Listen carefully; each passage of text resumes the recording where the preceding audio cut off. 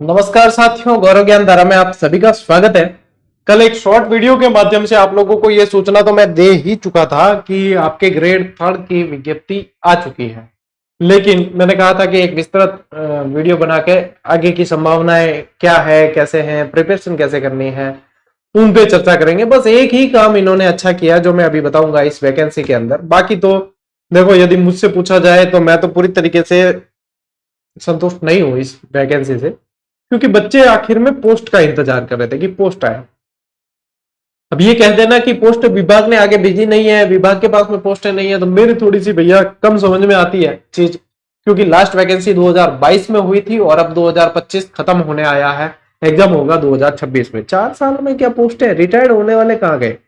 DPC भी अब मान लीजिए अब अटका के रखी हुई है, डीपीसी हुई नहीं तो डीपीसी कर देते। जल्दबाजी तो किसी को थी नहीं इस विज्ञप्ति की, कि जल्दबाजी ऐसा तो है नहीं कि टावर कोई मतलब पग पटकता कि नहीं नहीं निकालो निकालो, अभी ही निकालनी जरूरी है, ये वो। इतनी जल्दबाजी घाई करने की जरूरत कहाँ थी? खैर आई है तो चर्चा करते हैं कि क्या है कैसे है। अब पोस्ट आप लोग वैसे देख चुके हो सारे के सारे। यदि अपन 6 से 8 तक की बात करें तो अब क्या ही पोस्ट बताए इसमें, मुझे बताते हुए भी ऐसा लग रहा है कि ये तो ऐसा किया गया है कि पहले तो ऊंट के मुंह में जीरा तो होता था, अब तो उस जीरे को भी साफ कर लिया गया है। कि अब तो मुझे लग रहा है लोकोक्ति और मुहावरे जो है उनको भी चेंज करने की नौबत आएगी, उनको भी रीराइट करना पड़ेगा कि ऊंट के मुंह में से गायब जीरा।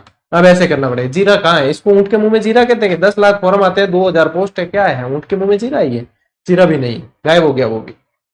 और L2 के विद्यार्थियों के मतलब आप देखोगे तो सिर्फ संस्कृत विभाग के अंदर है, सामान्य विभाग की तो आई नहीं है, उसमें 2123 पोस्ट है। यहाँ से फिर वर्गीकरण हो जाता है। यहाँ पे देखोगे तो मतलब क्या ही बताऊं मैं अब आपको, संस्कृत विषय के जैसे 319 यहाँ पे है पद, ठीक है। फिर आप हिंदी के देखोगे तो 156 और अनुसूचित क्षेत्र के अंदर 18 दे रखे हैं। तो ये अभी मैं बताने लायक तो जैसे कुछ बचा है नहीं। फिर भी मैं आप लोगों की पीड़ा बहुत अच्छी तरीके से समझता हूं, क्योंकि मेरे साथ भी ये चीज हो चुकी है। 2016 के अंदर रीट की वैकेंसी आई थी एक, जिसमें रीट से ही एग्जाम होना था, उससे ही लगने थे। फिर वो 70-30 वाला क्राइटेरिया किया था, उसमें ऐसे की ऐसे वैकेंसी निकाली। लेवल 1 की पोस्ट थी, लेवल 2 के अंदर एसएसटी की एक भी पोस्ट नहीं थी, 0 शून्य पोस्ट। कैदी से ऐसे कह दिया पहले। और सिर्फ हिंदी की 100 पोस्ट आई थी उसमें। मतलब मेरे पास में चांस था सिर्फ हिंदी से एक सीट निकालना, बस। तो आप लोगों के साथ भी बीत रहा होगा, मेरे साथ उस समय बीता कि मैं अपने आप को एक कमरे में बंद करके बहुत रोया। अपने आप को कोसा, अपनी किस्मत को कोसा, अपने भगवान को कोसा, अपनी परिस्थितियों को कोसा और सबको कोसा। बहुत रोया उस समय कि ऐसा मेरे साथ ही क्यों होता है। जो अब आप लोग भी इस दौर से गुजर रहे होंगे, आप लोगों को भी लग रहा होगा। लेकिन जैसे तैसे हिम्मत बटोर के फिर ये सोचा कि बस ये रोया हूं मैं इस बेरोजगारी के कारण, वो अंतिम बार रोया हूं, अब मुझे आगे रोना नहीं है। इन परिस्थितियों से तो लड़ना ही पड़ेगा। फिर हिम्मत बांध के जो पढ़ाई शुरू की है, तो उसमें जो 100 सीट स्पेशली बाड़मेर से आई थी उस समय, 100 सीट बाड़मेर में थी सिर्फ, उस 100 सीट में भी अपनी एक सीट निकाली। और उसके बाद में वो वैकेंसी फिर अटक गई थी, क्योंकि फर्जी दस्तावेजों से कई बच्चे घुस गए थे। फिर उनसे फाइट की, उनको कोर्ट के जरिए लड़के बाहर निकाला और सही योग्य बंदों का उसमें 100 का चयन हुआ। उसमें काउंसलिंग भी हो गई, जितने में वो 2 साल अटक गई थी वैकेंसी, जितने में 2018 वाली वैकेंसी क्लियर हो गई। तो मेरे पास ही मनचाही पोस्टिंग से उस समय रीट राजस्थान टॉप किया था, तो पास ही पोस्टिंग मिल गई और फिर आगे सिलसिला चलता गया। अब यही दौर आप लोगों के साथ में, मैं ये नहीं कहूंगा कि आपको तो एक ही तो सीट चाहिए, क्योंकि ये तो सिर्फ कहने लेने की बातें हैं, आदर्शवादी बातें हैं। बाकी वस्तु स्थिति देखी जाए, यदि आपकी जगह मैं ही पढ़ रहा हूं तो मनोबल टूटता है थोड़ा सा। जो अपन स्थिति को देखें तो मनोबल को बढ़ाना, मोटिवेट करना, मोटिवेट होना, ये दूसरी बात है जो हम भी करेंगे आपको, कि आप इन परिस्थितियां जब सामने आ गई तो लड़ना ही है, लड़ने के अलावा विकल्प नहीं है। तो लड़ना तो है। मेन चीज क्या ध्यान रखनी है कि अब आप जो तैयारी कर रहे हो, आपको तैयारी तो कंटिन्यू रखनी है। कारण ये कि सिर्फ ग्रेड 3 की पोस्ट मत देखें आप देखें कि आगे सेकंड ग्रेड में भी आप लोगों की ये तैयारी काम आनी है, क्योंकि L2 की जो तैयारी कर रहे हैं निश्चित रूप से बीएड डिग्री तारी है। तो यही तैयारी आप लोगों के L2 की सेकंड ग्रेड में काम आनी है, फर्स्ट ग्रेड में काम आनी है। तो आप ये मान के चलें कि ये एक मतलब आपको एक मोटिवेशन बीच में मिल गया है कि जनवरी तक आप, क्योंकि वो एग्जाम दूर है तो आप क्या ढीला ही छोड़ देते, तो आपको ये मोटिवेशन मिल गया है कि आप इसमें जो है एक अच्छी तरीके से आगे बढ़ेंगे।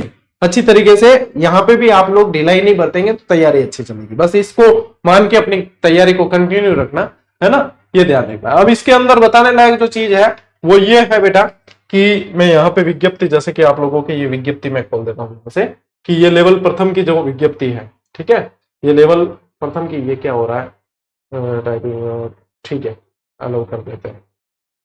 अच्छा इसमें ये क्या चीज है भैया, ये हमें नहीं करना है, ये क्या चीजें आ रही है यहाँ से, अपने जाते हैं सीधा इस पे। अच्छा इसको आगे बढ़ा रहे तो क्या है भाई,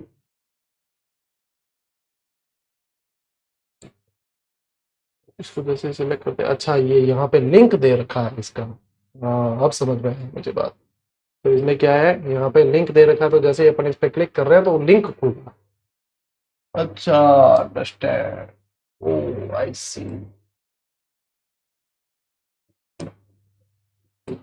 चलिए तो मैं वैसे ही बता देता हूँ आप लोगों को कि यहाँ पे जो आप लोगों को इसमें ध्यान देना है, ये आप लोगों के फॉर्म जो है अब आज से स्टार्ट हो गए हैं।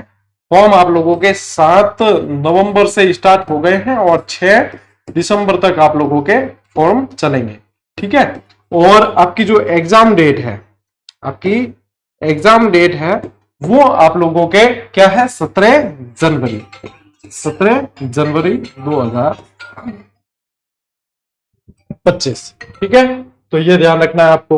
और साथ ही साथ आप लोगों को मैं ये बता देता हूं इसमें कि जो एक काम इन्होंने अच्छा किया है ना इस वैकेंसी के अंदर, वो ये है कि सिलेबस चेंज नहीं किया है। सिलेबस में कोई चेंजेस नहीं है, नो चेंजेस, ठीक है। वो सिलेबस चेंज नहीं किया वो अच्छी बात है, क्योंकि सिलेबस भी चेंज कर देते तो इन अब 2 महीने के लिए विद्यार्थियों के अनावश्यक खर्च हो जाता। तो ये सिर्फ एक काम मुझे इसके अंदर अच्छा लगा है कि सिलेबस में कोई चेंजेस नहीं किया। अब ये विज्ञप्ति जो है बहुत मतलब ऐसे लग रहा है कि घाई घाई में निकाली है। बच्चे कमेंट कर रहे हैं गुरुजी मैथ्स का जो है इसके अंदर सिलेबस ही नहीं है, बताइए अब कैसे किया जाए। तो मुझे भी ये कुछ चीजें समझ में नहीं आई कि इतनी उतावल करने की कहाँ जरूरत थी। थोड़ा और डीपीसी का इंतजार कर लेते, डीपीसी की प्रोसेस अब शुरू होने वाली है, ये चीजें हैं।